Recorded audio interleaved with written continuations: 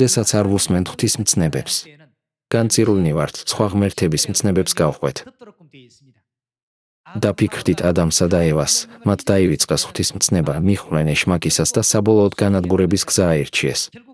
ნებისმიერ ეპოქაში ღმერთი ყოველთვის გვიბრძანებს, ვაკეთოთ ის, რაც ჩვენთვის იქცევა კარგი შედეგისკენ.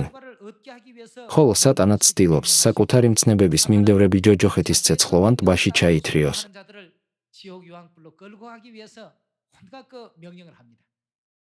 მოდით, გადავხედოთ დანიელის მეშვიდე თავს. მოდით, გადავხედოთ დანიელის მეშვიდე თავის 25 მუხლს. უზენაესის წინააღმდეგ სიტყვებს იტყვის და უზენაესის წმიდებს შეავიწროვებს. განიზრახავს დროთა და რჯულის შეცვლას. ისინი ხელში მიეცემიან მას დროის, ორი დროისა და ნახევარი დროის მანძილზე. როგორც აქ ვხედავთ, წინასწარმეტყველმა დანიელმა დიდი ხნის წინ იწინასწარმეტყველა, რომ ღვთის მოწინააღმდეგე უზენაესის წინააღმდეგ ილაპარაკებდა. და მის წმინდა ხალხს დაჩაგრავდა და ის დადგენილ დროებსა და კანონებსაც კი შეეცდებოდა. როგორც წინასწარმეტყველეს, რომ ასეთი ადამიანები გამოჩნდებოდნენ, რა დაემართა ყველა სიმართლეს ბნელი საუკუნეების განმავლობაში. როგორც ბიბლიაში იყო წინასწარმეტყველები, ჭეშმარიტება შეცვალეს და გააუქმეს. დღეს ყველა, ვინც ეკლესიაში დადის, გადარჩენას სურს.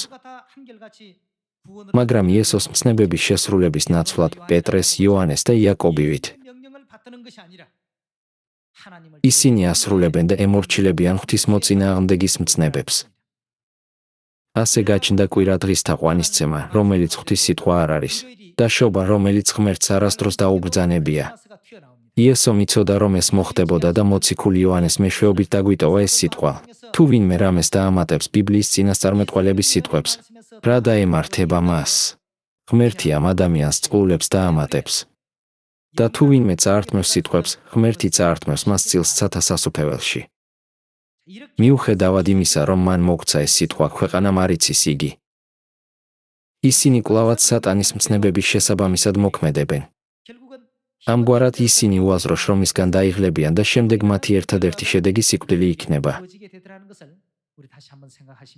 მე მჯერა, რომ შენ და მე უნდა ვიყოთ ისინი, ვინც მხოლოდ ღვთის მცნებებსა და სიტყვებს მიჰყვებიან, რაც არ უნდა მოხდეს.